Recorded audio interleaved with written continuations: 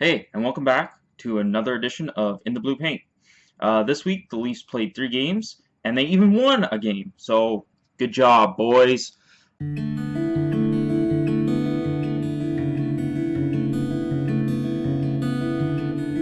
Today, I want to talk more about what I think the Leafs are going to do at the deadline, or who I think they're going to move, and what they can expect to get back for them.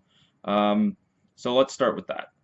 I think the most important and most valuable piece the Leafs have for this trade deadline is Cody Franzen. Now, would I like the Leafs to keep Cody Franzen? Yes. If they could find room in the cap to sign him to a good term deal at good money, then I'd be more than happy to. But with the cap situation they currently have, I don't think that's possible.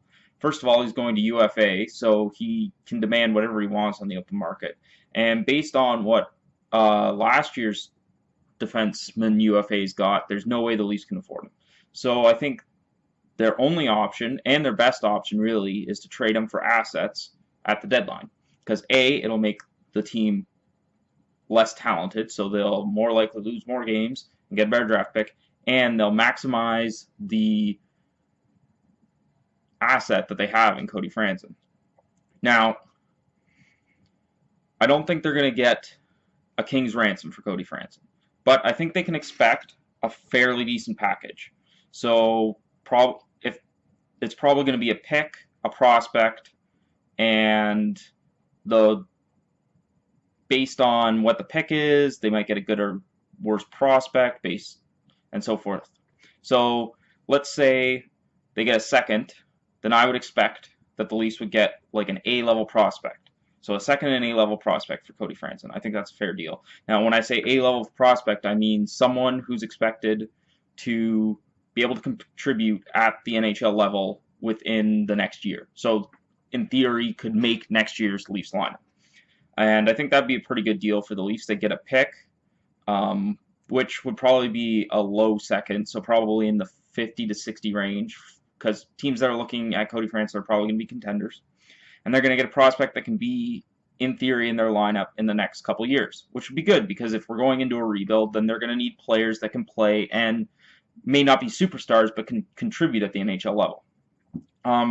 Now, if they get a first pick, which again will be a low first pick, so probably in the 20 to 30 range, I would expect they'd probably get a B or C level prospect, which is probably more of a project prospect, someone who might not be ready for a couple years, or who is projected to only be like a third liner or a bottom pairing defenseman. They could also, in theory, take back a contract in one of these trades to increase the other assets they're getting. So let's say the team that's trading them that wants Cody Franzen has a player that's on an expensive contract who maybe has a year left or 2 years left. The Leafs could take that and then get better prospects or better picks for Franzen based on that. So I think that covers Cody Franzen pretty well. The next player that I think the Leafs will try and move, and who is worth the most in terms of going down the list, is Mike Santorelli. First of all, he's a UFA after this year, so that makes him desirable to contenders who don't want to look to bring in someone long-term necessarily. He's also cheap at 1.5, so he can fit in under the cap fairly easily. He's produced pretty well this year. He's got 29 points, which puts him 6th on the Leafs scoring list. And I think the Leafs could probably get a second or third round pick for him. Now, that doesn't seem like a lot, but for someone you signed for $1.5 million in the summer, to get a second or third and bring in a prospect for him, that's probably all the Leafs can expect. I mean, he's not going to be a top guy that people are after the deadline, but he's a good piece that a contender could use on their third or fourth line.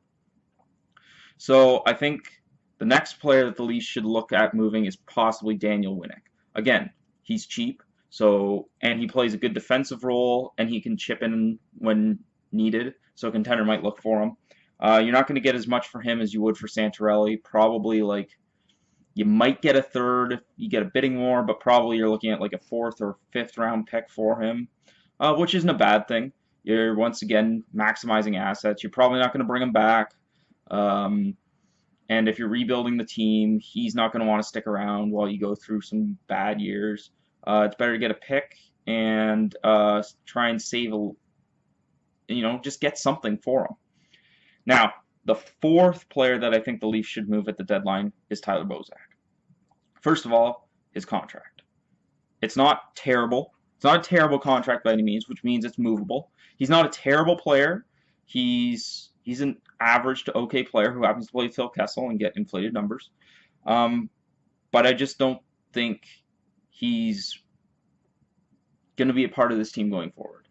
I think that $4.2 million, which I believe is how much he gets paid, or his cap hit is, could be really used to be put places like go towards Nazem Kadri's contract or Jonathan Bernier, or just not having to move some other players. Like maybe you move Bozak and you can keep Lupul. I don't know. But I just don't think that contract or him is good enough to be on this team. And so I think they need to move him while he's still worth something. And I think they could get a second-round pick for him. But they might have to bring a contract back, which wouldn't be the worst thing if you're going into a rebuild, which I hope the Leafs are. I hope they rebuild. I hope management realizes that they need to rebuild, as I said in my last video. I think if you bring a contract back that's maybe not worth quite as much as him, maybe like a $2 or $3 million contract, you could get a second or a third and a okay prospect for Bozak, which would be good because then you wouldn't. Then someone else would finally get to play with Kessel. Kessel would finally get to play with Nazem Kadri, or maybe down the road whoever they pick first, with their first pick this year, or William Nylander if they end up making him a center. So I think Bozak needs to go. Now, does that have to happen at the trade deadline this year? No, it definitely doesn't. He's definitely a player. You got him locked up for a few more years. You can move him in the summer. But I think if they really want to bottom out this year or just get as many picks for this draft as possible, then moving Bozak at the deadline is definitely a possibility. Well, that's going to be a pretty long video for this week, so I hope you enjoyed it. One more thing before I go, I just want to see, what do you predict the Leafs record will be for the rest of the season? They played 54 games, so they have 28 games left. I predict they're going to go something around 6-19-3. Get back at me for your predictions, and we'll see how close you come for the end of the season. All right, bye.